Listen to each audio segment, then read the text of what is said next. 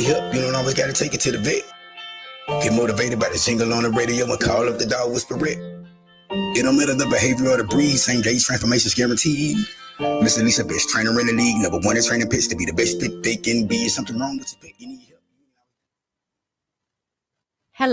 Hello, Chattanooga, Tennessee, where there is no other place I would rather be. Today is my 8th episode on Make It Make Sense with the Dog Whisperette. And I'm opening a new door that hasn't been opened before. I'm opening it up for you. I'm opening it up for conversations. I'm opening it up for debate. But I'm also opening it up to join us together because we're living in a sad time right now. And people are suffering. And that it trickles down to our animals. And make it make sense. We come together. We join together as a pack. And we follow each other. We subscribe to YouTube. We follow each other. We plan meetings. Because we are going to need each other now more than we have ever needed each other. If you watch the news, you know what's going on. You know what's happening. You know what's coming down the rail. But I also know that we, the people, can join together and we can raise above this. And we do that for our family and our animals. And saying that, this will be my 8th episode of Make It Make Sense. And today I have Carmen Brothers with Professional Pet Trackers. If you don't know, Carmen had an episode on trackers on National Geographic. And she graciously said she would be our guest. And we only have her for a little short time. So if we want to go ahead and bring her and my co-host Denise on, that would be wonderful. And we'll find out some stories that she's got. She's a beautiful lady. She came to my first radio show. Hi, darling. How are you? Hey. Hi. Hello, Miss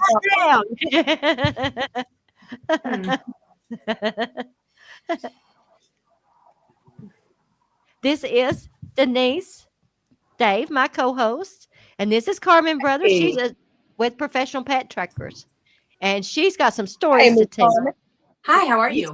All right. Yeah, we're good. I am good. Thank you. There we go. I'm going to switch to my laptop because I can't Okay. get this to go full screen, and there's like this huge lag. Okay. Well, we'll just conversate until you get back. Okay? That's all right. We hear you fine. And I Yeah, we can hear Alyssa, I couldn't hear Alyssa at all. Okay. Let me switch. Okay. So how was your day or week? Miss Denise, how was your week? You know how my week go. It was busy, but I love every minute of it. So, Mine was, the grandkids. We with the grandbabies, it's all good. Let's talk about this. You're going to be in a movie. Yes, I am. Devon Cooper is producing it. We met him down at the station where you are now. Very great, smart young man, and I'm honored to be starring this movie. I'm so jealous. You're going to shine. That's the star you are. You're a star too, baby. You are. We both are, and we are shining. I've changed my beliefs. I've changed my ways, and I've opened up for positivity and for compliments. And, this affirmation I've been saying, I'm glowing and I'm growing. I'm glowing and I'm growing. And 2 people this week walk up to me and they say, "You're glowing." There it is. Great. So this is how affirmations work. And this is how, when you start believing in yourself and you start opening up for change, you start growing, and people start seeing you in a different light. They start seeing your glow. I'm glowing from the inside out, and that's the same with the dogs. We speak their behaviors. We manifest their behaviors because of our insecurities when their behaviors start showing up. And I said, it only takes one behavior to set that energy. And that's Yeah. with us. It only takes one word for somebody to say to us, or one smack in the face, Yeah. And negativity spreads. It spreads easy. So just being a step. I try to stay a step ahead of it. Okay, well, we are good. So I hope you guys got a lesson out of that and a blessing. So here we are back with Carmen Brothers from Professional Pet Trackers. Hello, darling. How are you? I'm good. How are you? I'm Right. beautifully blessed. Yes, Yes.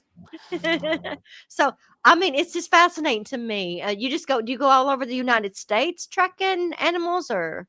I do. I just got back I've been in Maine a lot recently. I was in New Jersey, New York, Pennsylvania last week. Then I was in Michigan the week prior to that. I go back to Pennsylvania tomorrow, New Jersey again, and then actually Michigan again. Oh Okay, wow. so where do you live? Where are you? I live in like the panhandle of West Virginia. I'm about 30 Okay, minutes outside of Winchester, Virginia. And yeah, I've tracked in 38 out of 50 states. So I okay, drive a lot, needless to say. Oh okay. wow. I bet. So Yes. is it just dogs you track, or do you track any animal? Well, let's see. We've done dogs, cats, capybaras, fennec foxes, goats. I've had requests for 2 alligators, which I had to decline because, well, Why? Why? I don't know. My 15-pound red terrier, that's like an appetizer for Karen the alligator in Michigan. And I'm thinking that's not the way we want to go. I've had requests for snakes, and I've also turned those down because I'm not a big, I personally just can't. We are 100% with our turtles. So yeah, Wow. How would you even hunt down a different. snake? I mean, that would be like me trying to No, train a cat. and again, right. Like, you don't, I just can't encourage my dogs to go find things that could end up killing us both. I don't know. So how long have you been a professional tracker? It's been going on about 9 or 10 years now. Okay. So it started off kind of as a hobby for fun. Was volunteering with a rescue out of Washington, D.C., and they lost a dog in Anacostia, Mhm. Southeast. And I got into like the logistics of the flyering and, lost pet behavior, because essentially everything that your gut tells you to do when you lose your dog and you see your dog running down the street is exactly the opposite of what you need to do. People are going to call and choose to do is likely run faster, and they will probably outrun you. And they start that just makes them more scared. Once an animal But I'm associates that area with fear, they're less likely to return, which makes it harder for everybody else to bring them home. Oh. yes. So Yeah. so is this something like, so is it you go about it the same way as the missing persons? Essentially, yes. However, that missing person is going to be super excited to see me and my dog. Whereas that missing dog, they're going to sense me coming before we even get eyes on them. And they go into what they call like flight or fight, like fear. They go into flight mode. And everything essentially is predatory. They no longer even associate, their fur parents or whatever, their people with sight or sound. It's all about scent. And so if you think about it, when a predator is, kind of approaching something, they're making direct, they're approaching them standing and going directly towards them, and that dog's gonna be like, I'm out. So if we were to get eyes on the dog, generally I turn around and leave because that dog is running from me, without question. And we encourage the owner, we kind of coach them on calming signals and, get down on the ground, don't make direct eye contact, don't yell. Baby talk, maybe sing a song, something kind of like playful and, quiet-ish. And then you have to let that dog approach you. Under no circumstances can you chase your dog. Because again, at home, the dog's going to come running back to you and it's all fun and games and yay. But after your dog's been out for a little while, everything, again, the senses are super high. And if you start approaching, they could leave, and then they're associating that area with fear, and then we're back to square one. Uh, so, could you give anybody any recommendations at home? Say your dog run off. How can I track that dog back to my home Well, or cat? Cats don't go nearly as far. Cats are generally anywhere, I'd say 4 houses in any direction, assuming it's an indoor only cat. I've had indoor only F1 Savannah cats go missing, And that's a whole other ballgame. Then they're going, possibly further than a dog. Hopefully, you're going to get the sightings with the Savannah cat because they look like they should be not in someone's home per se. So they're going to get reported a lot quicker. But you want to get something smelly food, a barbecue group going, get the grill going, get something with their favorite person's scent outside. And whatever you do, don't let your imagination wander. I have a lot of people that lose pets in the Poconos or a state forest or whatever.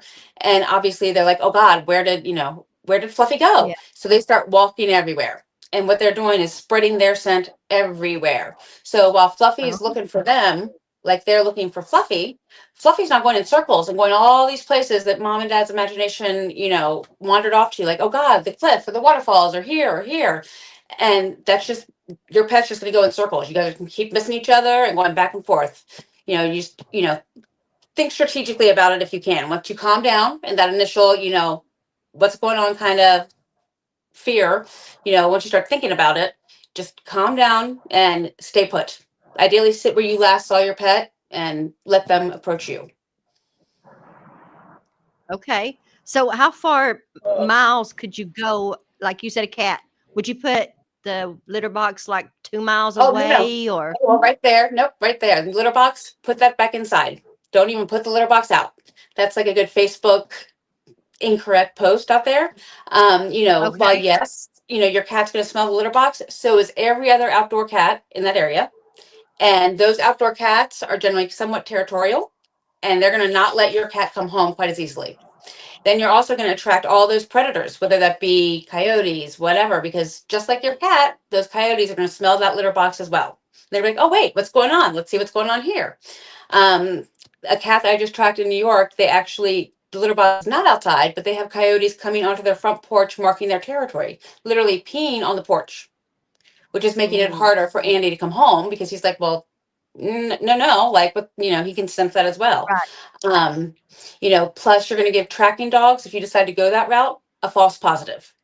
If you do litter trails and stuff like that, you're spreading your cat's scent places you want it to be. If I get there with my dog's going to pick up on that because it is positive scent. It's just not paws on ground positive scent, if you will.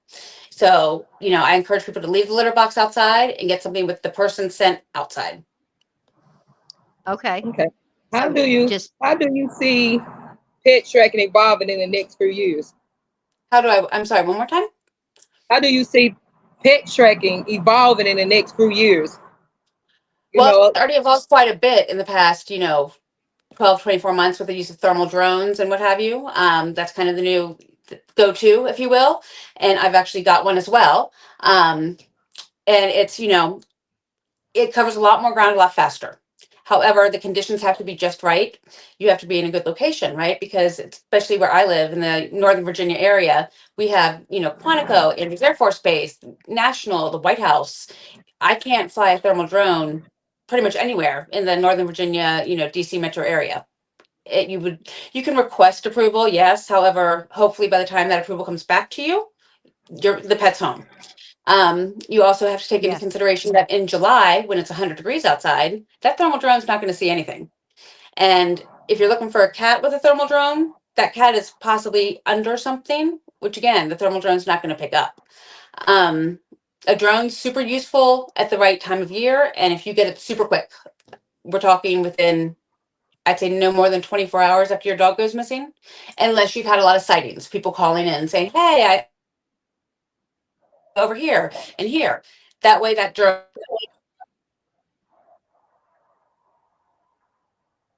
figure, if you have a drone guy come out on day 4 and it's a German Shepherd that's gone 3 miles a day, so you're 12 miles in, that drone has absolutely no idea where to start.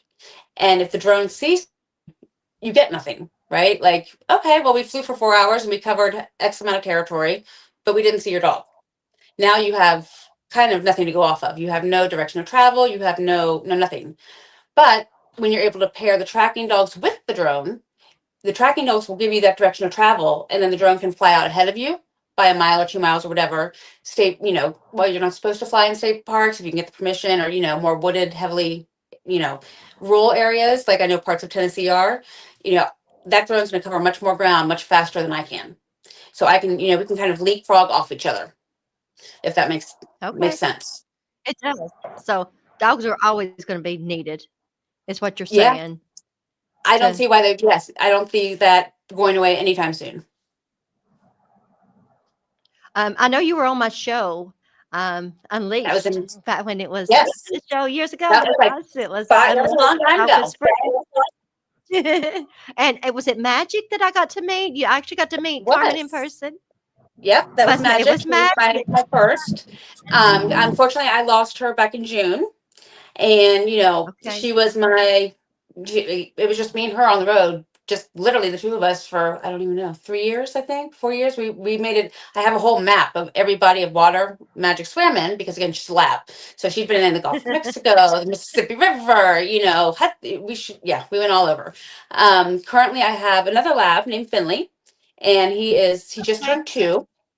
And I've got a rat terrier named Trix, and she was actually my second. So as you can see, Magic Trix, that was kind of like the combo. And Trix is 15 pounds and a rat terrier, oddly enough. People don't generally think of tracking dogs and then think of smaller dogs and rat terriers and what have you. They generally go to the shepherds and the Mals and the bloodhounds and so forth. But Trix she's just all go. And she's little. So I can, if I'm in an area, I can just pick her up real quick if I need to. Whereas I can't pick up my 90-pound lab. I mean, I could give it a go, but it probably wouldn't end super well. Yeah. So you just have the 2 now? I do. Mm-hmm. Is it just you? Do you have employees, or is just you boots on the ground? So it's mainly me. I do have people that I've trained that are kind of up and coming. I've got a girl actually who's been with me for, I'd say since 2021 in Palm Desert, California. And I have a girl named Linda who's been with me for 5 years now, and she lives on the eastern shore of Maryland. And then there's a gentleman named John who's in the Baltimore area, and his dog Goose. They are, 1099, and they came out. I know John traveled the East Coast with me for probably about a year right after COVID. We did Missouri and so forth together. Linda probably followed me around for a good 2 years with her dog, Lily, her shepherd, and kind of learned all about it, if you will. And now they help me out when they can. Like July, for instance, is always a very heavily lost pet month. We're always super busy. Oh, And yes. there's no way I Yep. can it's hard to even just call everybody back, much less attempt to get there and help everybody that needs the help. Okay. How do you Let's tell promote? everybody why you're so. I'm sorry. Well, July is Let's super tell busy everybody just why you're because so. of the 4th of July. Is a big one, right? You've got fireworks, and I see it, and you see it every year. I'll see people on Facebook like, "Hey, where's the dog-friendly firework event?" Well, there's no such thing. Everyone says, "Oh, my dog's fine around whatever," and okay, maybe they were that one time, but and they're fine, and until they're not. And people have family come in, vacation starting, kids are home, doors are open. It's all the in and out, in and out, in and out. People are going on vacation, and they're at the beach, and Fluffy goes swimming at the beach and sees whatever, a deer, and then goes bouncing off that way. So it's just a series of unfortunate events that can kind of combine, and everyone's pets go missing at the exact same time, and then everybody wants you there. Now they don't necessarily want to hear about, well, let's do this or that first, and kind of like, let's work the plan. They want everybody wants obviously to get their pet home as quickly as they can. So it's a very long month. It's a very hot month. And I'm rarely home at all during that month. How do they find your services to use? How do you promote this? How do you market it? Well, it's a lot of word of mouth. I've got a very large Facebook presence, as well as things like this. For instance, I did do a show with National Geographic back in, I'm going to say 2018, and that definitely did not hurt. A lot is Facebook. Like Facebook is kind of the go-to, as well as your neighborhood apps like Nextdoor or Neighbors by Ring and that kind of thing. If you had a dream celebrity that you would like to work with using your tracking service, who would it be? Oh, that's a hard one because I've worked with a couple. I've worked with Diane Neal. She played Casey Novak on Law and Order SVU. I've worked with, and I'm going to butcher her name. I call her Zane. She was on Emily in Paris season 1. So I've met my fair share, but You know, I was kind of thinking as I saw Taylor Swift with one of her cats in an empty stadium, I was like, there you go. That's my ticket to the Eras tour right there. Just, you know, um, but you know, who wouldn't want to meet Taylor Swift, right? So I'll go with Think that. about, going kidnapping her cat. Well, she takes them on tour with her, right? So, you know, all it takes is a bus to backfire or something, you Right. know, something to go astray, and you never know. And then you find the cat and you're famous. Ex- I mean, Exactly. Exactly. Like that. just think, I'm do an not artist and attempt I do a lot anything. of music. So I have a question. Like, what would your theme song be on your commercial? Oh, wow. Hmm. I don't know. I'd have to think about that. That's not a question I normally get when doing podcasts and what have you. So you've thrown me off. My fiance said, "Who let the dogs out?" That's not a bad one. I'm not gonna lie. You know, I put together videos and stuff of the tracking we do and what have you for like, you know, social media and so forth and so on. And like we did a cat named Jiggy in Norwalk, Connecticut. Obviously we had, you know, getting jiggy with it, paying for that video. F1 Savannah we had the Welcome to the Jungle. I think maybe some Pink Panther, like the da dun da. I don't know. That'd be cute. Hmm. Do you have any more? Because we keep interrupting each other. Oh, go ahead. Go ahead. No. You know, I will say something that, you know, a quick tip to people who own multiple pets, because, you know, if you have one cat, what's the difference between 1 and 5 at that point, right? Something we have a lot of things that, you know, a lot of times people don't have dedicated scent items for their animals. So if you have, you know, 4 dogs, they all share everything, right? And everybody's out and about doing whatever. You've got all the dogs with you, and one goes running off some way. It's going to be almost impossible for me to say, okay, I'm going to track just that one dog when they all 4 share that bed and they've all 4 been on the ground somewhere. So what I do when I go to events and what have you, I, you know, give out scent kits, which essentially it's like a piece of gauze, some gloves, and a Ziploc bag. And if you have 4 cats, okay, or 4 dogs, whatever, take that, you know, take out the gloves, put the gloves on, unwrap the gauze, wipe down dog A with that, put the gauze in a Ziploc bag, label it, and stick it in the freezer. Then take off the gloves and repeat. And do that for every animal. Because you never know, you know, no one ever plans on losing their dog or cat or turtle or whatever. And it takes about, I don't know, maybe 10 seconds and might cost you 25 cents, maybe. And it's just kind of a good peace of mind because you never know when something can go sideways, whether it be a car accident or whatever. Right. So you just take their hair, put it in a Ziploc baggie. Well, hair, or let me see. I've got one some here. I had one earlier. You're not even hair. You just have to break them down with the gauze, like paw pads. You know, a little piece of hair would be Okay. great. Or, you know, wipe down their paw pads, tail, ears, you know, everywhere. You make you a And take scent roll. that. Yep. And then stick it in the freezer. I generally post something on Facebook right around daylight savings, like when the clocks change, and say, okay, yay, let's, you know, change the batteries in our smoke detectors and refresh our scent items. And that way, you know, you get an updated one every 6 months, put it back in the freezer, and hopefully you never need to take it out. Guys, only I'll make it make sense. Will you hear this advice? You can do That's the why same you with join kids, you us. know, right? You never know. That's it. That is it. And you know, it's kind of, what is your success rate? That's right. Find it. That is a very good question. I get that a lot as well. So it's hard to gauge, and here's why. Because the odds of me walking up and handing you your pet when I leave there are slim to none. Has it happened? Yes. But my goal isn't to necessarily hand you your pet. My goal is to get to an area and then use, you know, cameras, feeding stations, and then eventually a trap to get your pet to safely come to us. Right. So let's say I go out and I track and we do all this work and you get a Google map and, you know, we have this great area and what have you. And then you decide to, I don't know, go to Mardi Gras for a week. Right. The odds of, you know, your whippet sitting there for 10 days while you're having king cake are somewhat. And so then when you come back in 10 days, your dog has essentially moved again. And so a lot of it has to do with what the owners do with the information we give them. If they take our advice and get your flyers up and, you know, put your cameras out and get your scent items, you know, where we tell you to, then your odds of reunited are significantly higher. Okay. Do you get paid if it's not a I good do. attorney? Well, Okay. yes, because it is a service, kind of like going to the vet, right? You figure, things at the when you take your dog to the vet, things go sideways super quick too. And a lot of it is the travel, right? So if I'm in Virginia and I'm driving to, Chattanooga, that's what, 9 hours, give or take. And as much as I would love to be independently wealthy, and maybe if I find Taylor Swift's cat, she will start to fund my services for everybody, and I can just hop There on the you jet and go.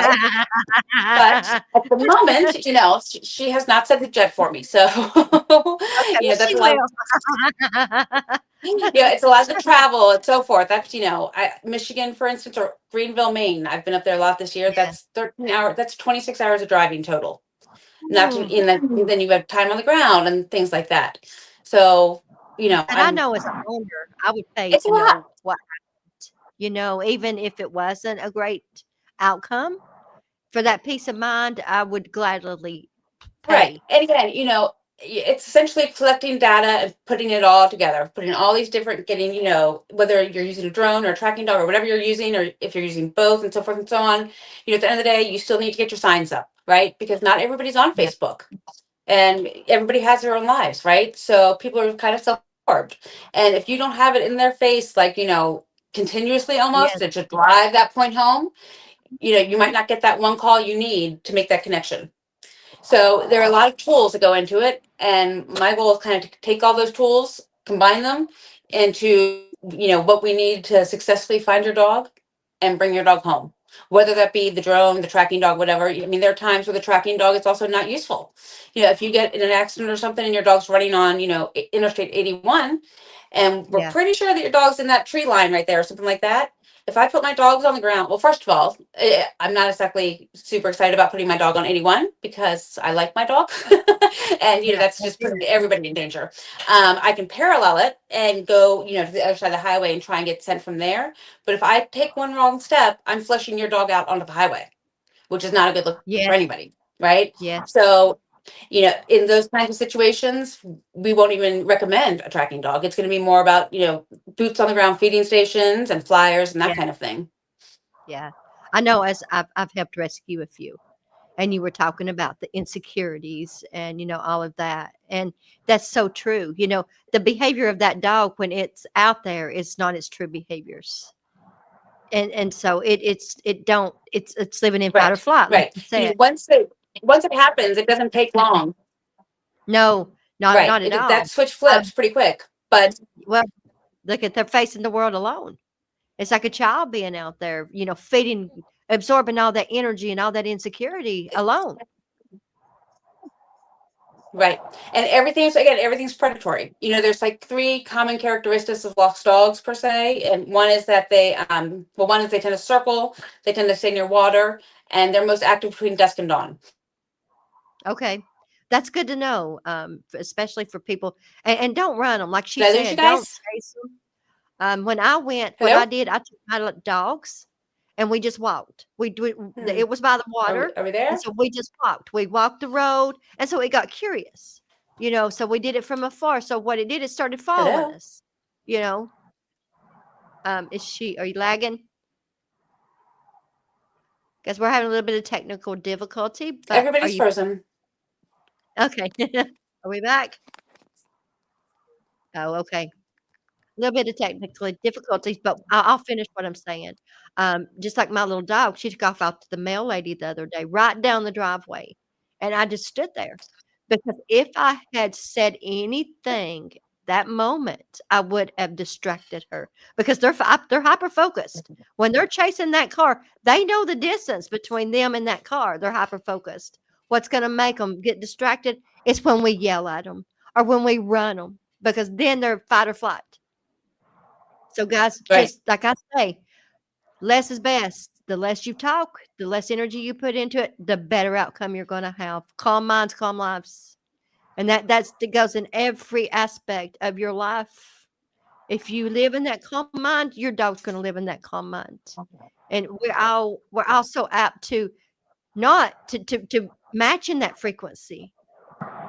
And then what happens when we match the frequency? The frequency starts going crazy and haywire. So does our dog's brain. And so where the brain goes, the body follows. So that brain's looking back at us and the body's under the car. That's quick. So breathe, let them go. They will come back. It's that simple. The more energy you put into it, the more you're pushing them away. And that's even with your family. Or anything, anything that comes your way. I say, if life gives you lemons, don't take the time to make lemonade. Bite that lemon, throw it down because it's going to use its energy to die. So there you go. There's my tip for the day. Buy that dang lemon. Don't take that time to buy that sugar and that lemonade. But it makes sense because if we feed into that energy by making that lemonade, that lemon's still going to be living. But we're 2 minutes in. Oh, guys, I wanted to make the announcement. We're going to be at Coolidge Park November 2nd. If you know, way to go. Yes, we're just going to set up. You'll see the big tent there, weather permitted.